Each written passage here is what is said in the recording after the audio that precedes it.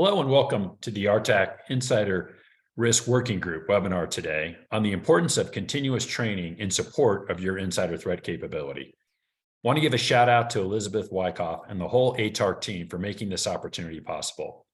I want to also thank all of you for joining this 30-minute conversation today. Would encourage all to ask questions and make comments in the chat. We'll seek to get to them all. I'm Mike Hudson. I'm the Vice President for Insider Threat and Veteran Suicide Prevention for a Virginia-based company called ClearForce, and the Advisory Chair for ATARC. I started in law enforcement until the Marine Corps made me an offer I couldn't refuse. Flew helicopters for 30 years, retiring as a colonel in 2014, commanded a helicopter squadron and a Marine expeditionary unit. When not flying, I was trained in intel and operations, plus spent some time working counterintelligence. Today, my focus is on helping organizations with insider threat solutions and leveraging proactive risk indicators to help reduce the risk of suicide within the veteran community.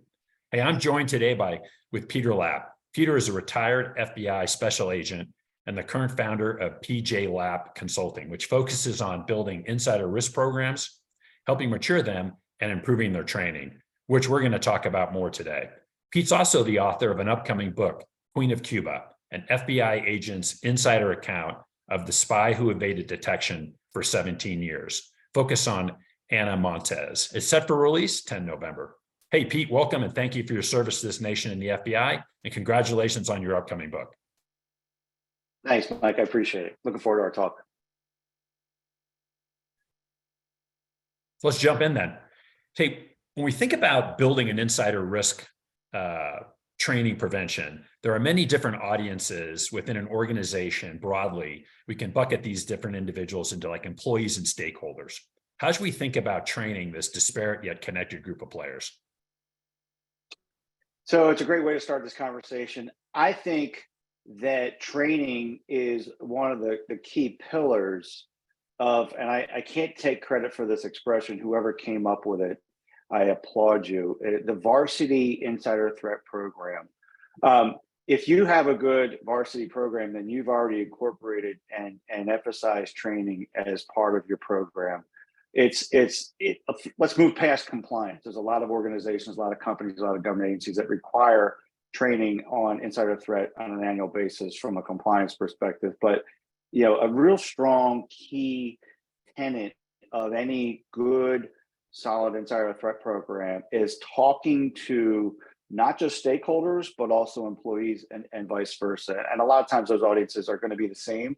But I think if I'm in an insider threat program manager's position and role, I'm focusing on stakeholders as an important part of my training program. Not just my leadership, who's responsible for the insider threat program and talking to them at least annually, hopefully, if not semi-annually, but also, other stakeholders that you wouldn't think of, for example, like the chief financial officer or your chief human resources officer, regardless of whether you're in government and agency. I'm using more industry terms versus government terms, but I would be trying to talk to as many different groups as possible in the stakeholder space, if you will, to message what I'm trying to do from an insider threat perspective, share with them the vignettes.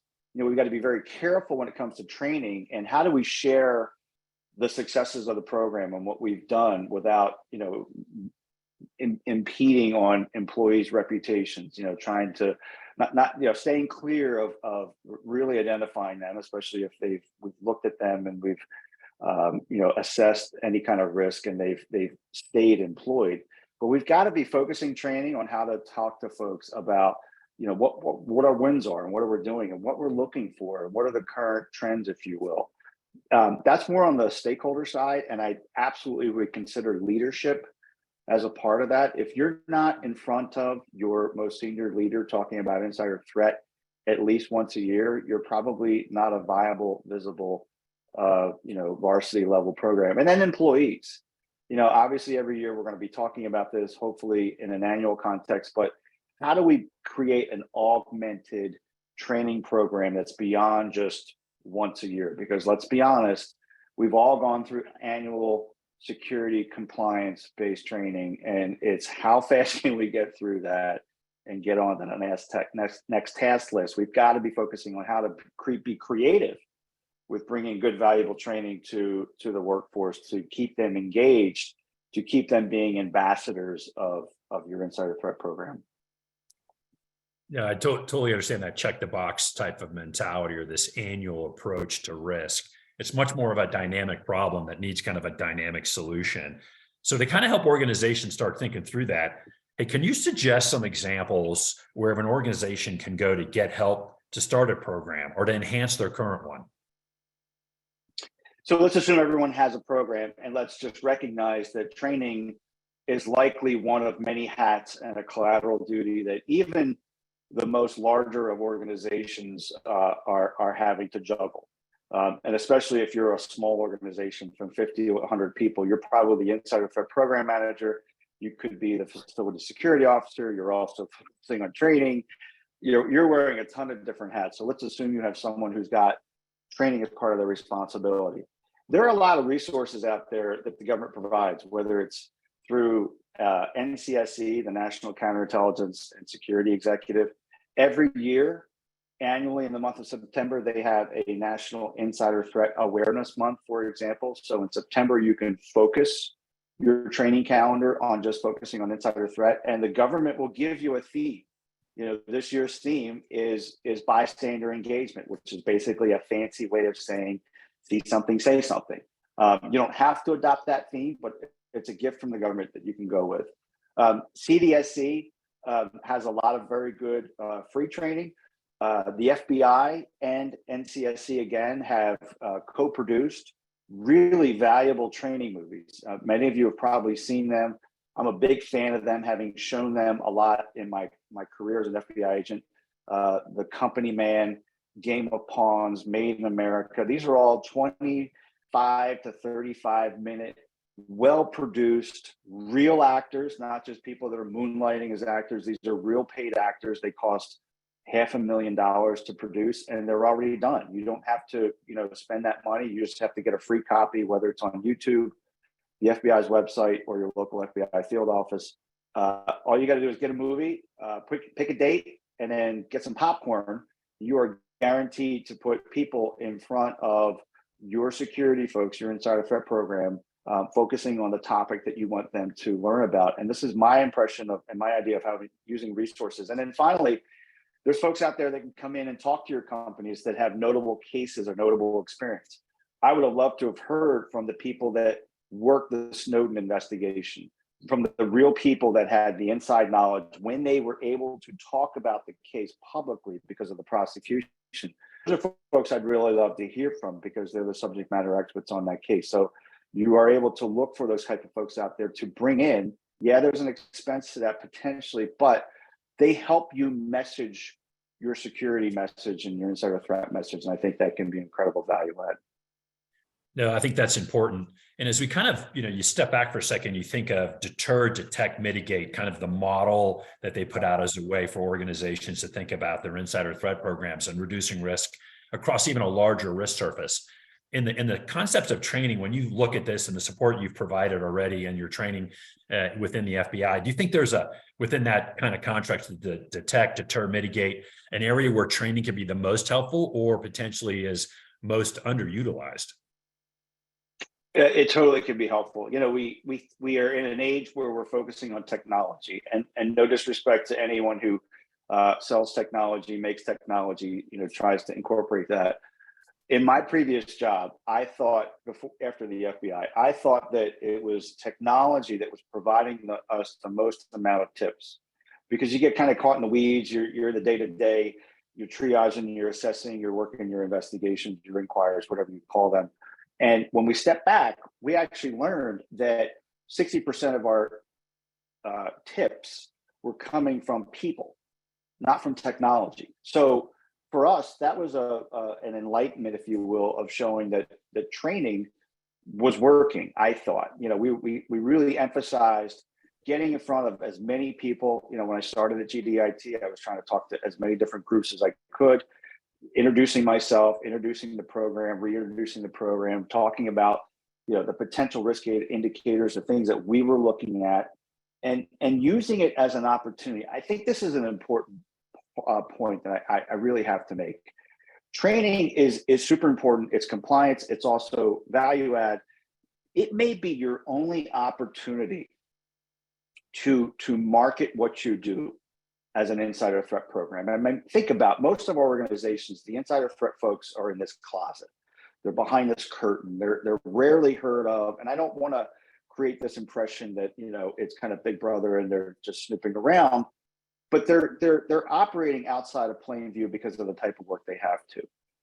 Training gives you an opportunity to market what you're doing and to work on that brand and develop trust that people get to see you, get to hear what you're saying and say, I'll call Pete because he gave me a valuable message and I have confidence in him and his program that he will handle it professionally, discreetly, and it gives you an opportunity through training to show the value of your program to the workforce, to those ambassadors of your insider threat program that you're really trying to recruit onto the team, so to speak. No, that makes a ton of sense. And I really like the connection to trust. I think that probably underwrites the number of people that feel comfortable coming forward, and that old adage of, you know, see something, say something, and now do something. I think that underwriting trust is a really good component of that. Hey, there's been a growing number of third-party organizations. You mentioned a few within the government structure today, but there's a lot of commercial-based applications and academic-based ones that are offering insider threat training and certifications out there. Not going to have you try to grade or rank or stratify, but in your thinking, what are some of the better insider threat training programs, and where are you on certifications? There's a lot of those out there as well. Thoughts? I think that, you know, if you're a practitioner of insider risk, insider threat, and again, there's not an agreement of what we should call this. Each organization may call it their own vernacular, if you will. I'm a big believer in that you have to be fully, as a practitioner, you've got to be as fully embedded with insider threat as you can be. It's a lifelong learning experience. And we have to continually be up to date with the current cases, with the current philosophies, with the current paradigms, the threats. And I do believe, not just in getting certifications for the sake of getting certifications so we can put them on LinkedIn and kind of brag a little bit. There's a lot of value in getting these certifications out there. I'll give you a couple of examples, and I will say this: I didn't take advantage of certifications when I was at the Bureau, and I actually didn't take advantage of them when I was employed at GDIT. I strongly encourage everyone, when you're still employed and you have a boss that can pay for this, spend their money and get your certifications, because it's a lot expensive when you got to, you know, spend the money yourself. I recently did the Carnegie Mellon Insider Risk Analyst training. Now, I was an agent at the FBI. I was a program manager at GDIT, but I had never been an analyst. I had never been behind a screen looking at any kind of vendor tool and looking at blinks and all sorts of stuff going on. I felt I needed a better understanding of what an analyst does sitting in that chair. And although it wasn't a certification, I, even after maybe 25 years in this space, learned something and have a better appreciation of what the analyst does day in and day out. Looking at the critical pathway to insider risk, you know, CPIR, which is Dr. Eric Shaw's. And again, I don't get any financial benefit from any of these certifications that I'm recommending. I'm telling you my personal experience having taken them. Dr. Shaw's course is phenomenal because it really delves into the whole person thought process and how we should look at insider risk from a whole person assessment. It's not the only methodology there, but it definitely helps you learn how you should be looking at this from either an analyst or an investigator's perspective. So I see a lot of value in the certifications that are out there. You know, think about it. There are, you know, academically, not an undergraduate, but more graduate programs. There's starting to be national security type studies or intelligence type studies. There is yet to be an insider threat focused program that I'm aware of at a major university. So therefore, you might get little bits of that if you would take a national security or intelligence related study, but you're going to have to rely on third-party folks to really learn what are the current trends and the thought processes, understanding bias, all these different kind of concepts that training certifications will get you. I'm a big believer, and I think it's something that you should invest in because it's a lifelong experience learning. And then reading books. A lot of great history books out there about espionage. A lot of great nonfiction history books about espionage. Ben McIntyre, phenomenal writer who writes about real espionage cases. Nigel West is another, two British authors. And to learn about like the Cambridge Five and all these kind of different historical cases are phenomenal self-learning that you can do on your own just by knowing what good authors to reach out to and start to read into. Hey, maybe just real quickly, if you don't mind, you mentioned trends, and that kind of got me thinking. We have some, I'm sure, people on the call today who are running programs or thinking to pull it together. But in your experience, and I know you were just down at NCMS a couple of weeks ago talking about insider risk, are there some trends that you're seeing right now that people should be thinking about and maybe are structuring some training to support? I think that we've with Robert Hansen passed away literally a couple of days before NCMS, and he brings back to light the espionage for money, and I think that if you look at Montez, if you look at Chelsea Manning, if you look at Snowden and Reality Winner, Daniel Hale, which is a very little known case, he's currently in jail for providing information to the media about drones and classified information. There's, in my mind, a trend of idealistic people, not maybe ideological, but people that are angry with something. Montez was angry at our involvement in El Salvador and Nicaragua.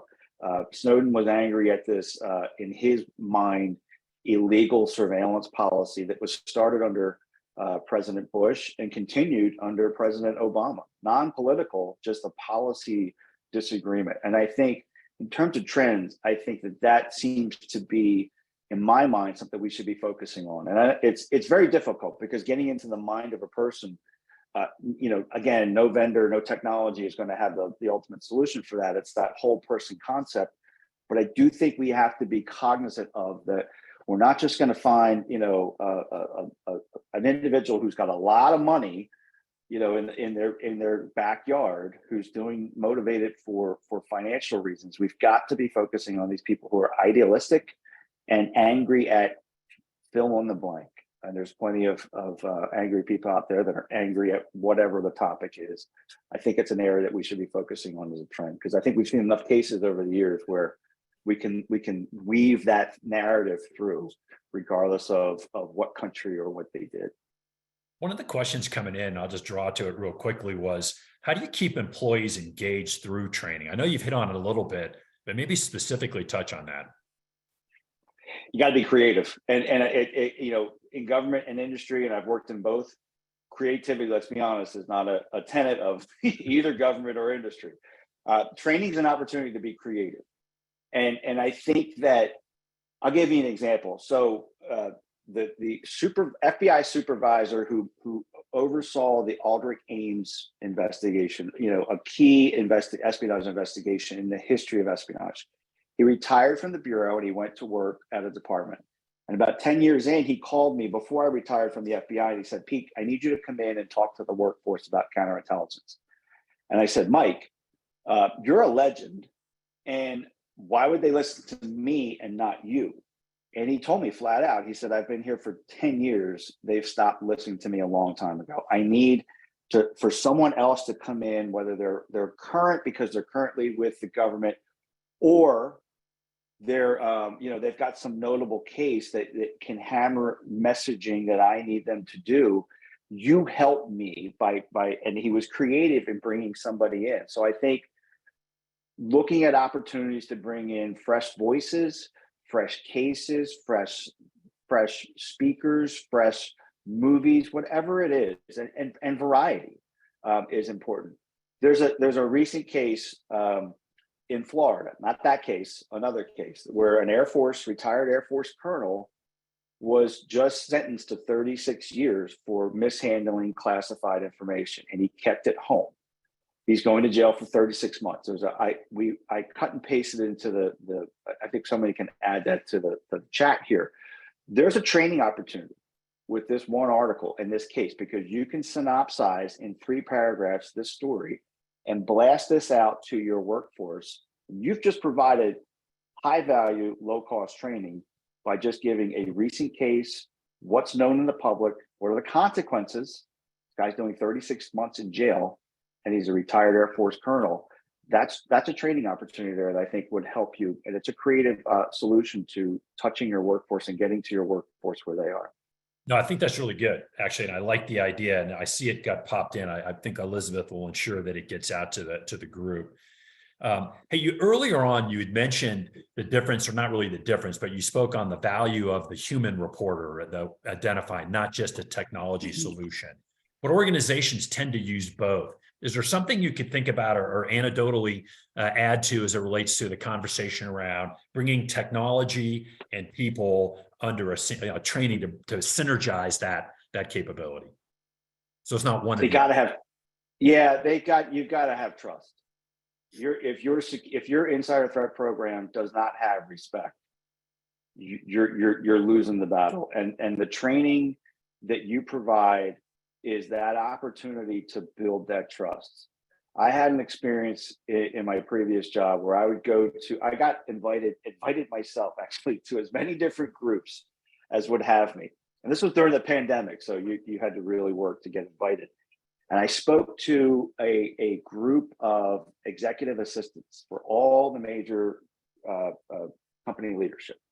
And I told them what I was looking to do, I was trying to do, and what we were doing, what to look for. And it was a 10-minute conversation. It wasn't long. 4 weeks later, I got a phone call saying, hey, I saw something. You said something. I heard what you said. I saw something. I don't know what this is, but I want you to know. You do with it as you believe it should happen. And we looked at it very, very carefully. That's to me is an example, a vignette of how training worked. And we valued that ambassador, trying to build those ambassadors to the insider threat program. Technology is a huge, I don't know if it's a game changer, but it's definitely a huge value add. But it's also training your insider threat program, the practitioners, to know what the technology is telling you and be able to assess real risk versus, this is not really risk. We're putting context to what we're seeing, and it's okay, and understanding what real risk is, and all that relies on training. I'm a huge proponent of talking to the workforce and really, and I know I've said this quite a few times, winning their trust and giving them a little bit of an ambassador badge to wear, because they're your eyes and ears and they help you. And it's all about making people safe. I mean, Mike, your work that you do is phenomenal, helping keep people safe. And that's something that we don't often think about when we think about insider threat. We should, keeping our employees, our fellow coworkers safe in the workplace, and therefore helping them understand what to look for. These potential risk indicators is a huge value for the work that you do and the work that we should be doing in our insider threat hubs. Well, maybe one more question before I turn over to you for last words here. But one of the things we always get around whatever program is, how do you measure its success, like MOEs, MOPs? So when you think about training, you started with it can't be a time or calendar-based program. Those tend to be easy metrics. I checked the box and did my training, move on. How should training and those that do training start thinking about MOEs and MOPs in this particular use case? Well, it's hard to evaluate from training, the value of training from a metric perspective. How do we evaluate success? Okay, I did a training exercise. I spoke about active shooters at a clear defense contractor before I left. 30,000 employee company, maybe 10,000, maybe 20,000 of them were on client sites, or 10,000 at home, or in the office. It was the highest viewed or attended training that company has ever had. And there were only 3,000 employees that either attended in person, watched on live, or watched it after the fact. So 10% of the workforce. Metrics are tough. And I actually like better the idea of you put on good training and you get the vignettes and the feedback afterwards, more verbal. Hey, that was really good. That was really informative. That was different. I think that we can really get better bang for our buck if we're not necessarily striving for numbers and looking for quality versus kind of quantity, if you will. There's a question about elevating insider threat training priority within your organization over other compliance training needs. That's a huge challenge. Sometimes the big high profile cases provide us an opportunity. Teixeira right now, the Discord leaks and Teixeira, every clear defense contractor should be, and government agencies should be using Teixeira as an opportunity to say, we need to get in front of our employees. We need to be talking to our security people, because if the government filings are accurate, which I presume they are, there were a lot of people that saw a lot of things about his behavior that should have, mitigated this risk long before. But using these high profile cases as an opportunity to market training opportunities on insider threat, because let's say Teixeira wasn't working for the government. Now it's a brand reputation issue for the government, obviously. Let's say he worked for industry. That'd be a huge reputational risk that each that company would be really focusing on right now if he worked for them and contracted to the government. So using those high profile cases as an opportunity to get in front of the workforce would be a strategy that I would try and work through as much as possible. Yeah, I think that's good. Hey, we got a couple of minutes left, and I thought what I'd do is kind of let you have any last thoughts or words. And unfortunately, I'm putting you on a 2-minute clock to get that banged out on. You got to have training as a pillar of your insider threat program. Every successful program really focuses on it. I know that it's a collateral duty for most programs, most companies, most government agencies aren't big enough to just have training. Reach out to your communication folks, because they can help with scheduling and making sure that you're scheduling events around things that aren't, hey, there's a management retreat and you scheduled your outside speaker to come in that you're spending X amount of dollars for, and management's going to be away to retreat, deconflicting those kind of things. Being creative, be looking at posters, the old World War II era loose lips sink ships campaign. That's training, and those things work, and they're great they're training vehicles. Looking at opportunities to just do some case studies and throw them to the workforce, very easy, hitting a wide audience in a very short period of time. And then just challenging yourself to, what can we do differently? Look at what you've done in the past. Has it worked? Has it been well received? Has it been well attended? And then think of creative ways to reach your audience and message what you need them to hear, because that really, again, shows value in your insider threat program. It's your opportunity to shine when normally you're usually behind the curtain, kind of hiding behind the screen, looking at things and trying to understand all the things that your technology is telling you, or the information that your workforce is telling you discreetly, and you're handling it, with diligence and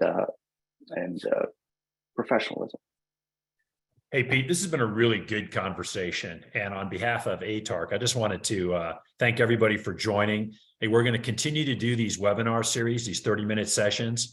There's also some great resources if you go on their website and take a look. And I'm sure you can also get a hold of Pete. And Pete, hey, listen, good luck on your book coming out on 10 November. I look forward to reading that. And I'm hoping I can get a signed copy, since I'm, You'll get a signed copy. Absolutely, my brother. Awesome. Listen, I appreciate everybody. We didn't get to all the questions in the chat, but we'll absolutely collect all of those. Then you'll hear more from the team here at ATARC. Thanks, everybody, and have a great rest of your day. Thanks, everybody.